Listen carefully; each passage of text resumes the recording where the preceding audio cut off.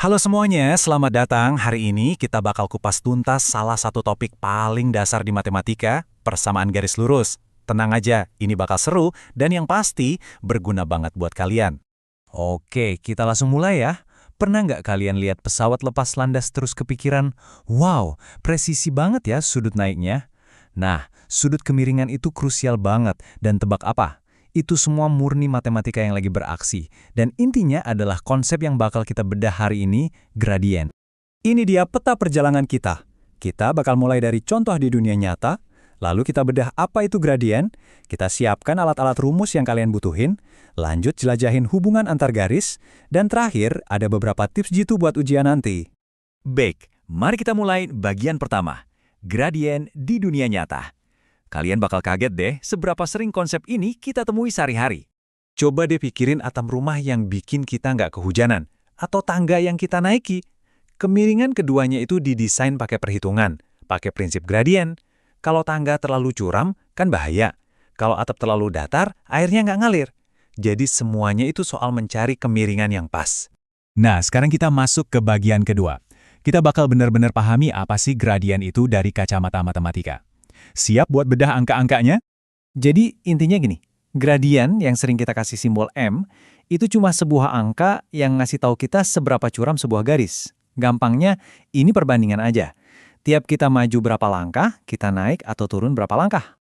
Nah, gambar ini ngejelasin semuanya dengan pas. Bayangin mobil yang nanjak itu bikin segitiga. Perubahan vertikal itu seberapa tinggi si mobil naik, dan perubahan horizontal itu seberapa jauh dia maju. Gradien itu tinggal perubahan vertikal dibagi perubahan horizontal. Simpel kan? Di sini kita bisa lihat cara gampang buat bedain gradien. Lihat aja garisnya dari kiri ke kanan. Kalau garisnya nanjak, kayak kita lagi naik gunung, gradiennya positif. Tapi kalau garisnya menurun, kayak lagi main perosotan, berarti gradiennya negatif. Oke, bagian 3. Anggap aja ini waktunya kita ngisi kotak peralatan matematika kalian dengan semua rumus penting yang bakal kepake buat ngerjain soal-soal persamaan garis. Ini cara paling gampang loh.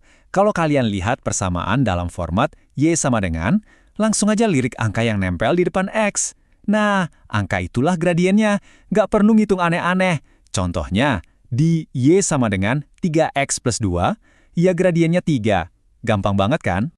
Tapi kan, soal nggak selamanya sebaik itu. Kadang persamaannya datang dalam bentuk yang, ya agak berantakan kayak gini. Tapi tenang, jangan panik. Tujuannya tuh sama persis. Kita mau paksa dia jadi bentuk Y sama dengan MX plus C. Caranya gimana? Gampang. Pertama, usir dulu si AX dan C ke seberang, ke sisi kanan. Udah?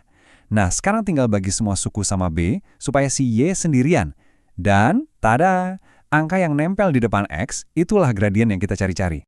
Ini rumus andalan banget. Kalau kalian tahu koordinat 2 titik di sebuah garis, kalian pasti bisa hitung gradiennya. Rumus ini sebenarnya cuma cara keren buat bilang perubahan vertikal dibagi perubahan horizontal. Selisih Y itu naik turunnya, dan selisih X itu maju mundurnya. Tinggal dibagi, dapat deh gradiennya.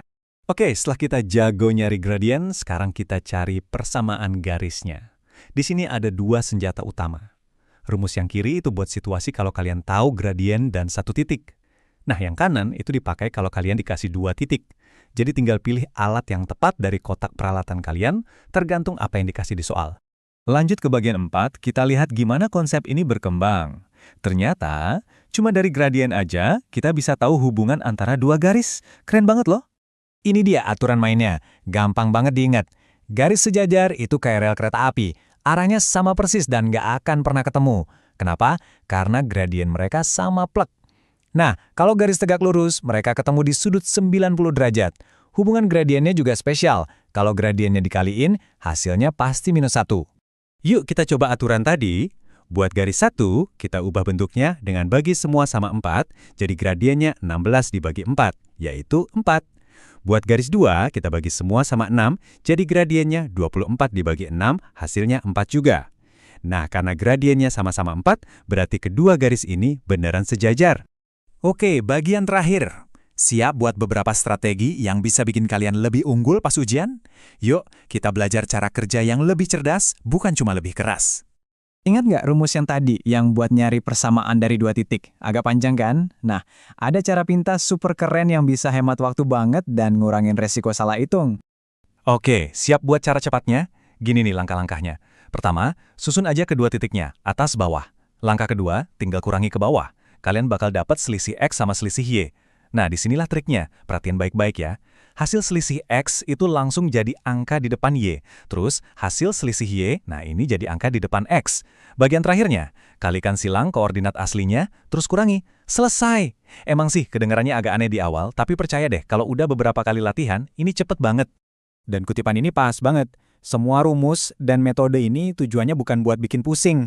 Justru ini adalah alat buat ngambil masalah yang kelihatannya rumit, terus dipecah jadi langkah-langkah yang gampang dan bisa kita kerjakan.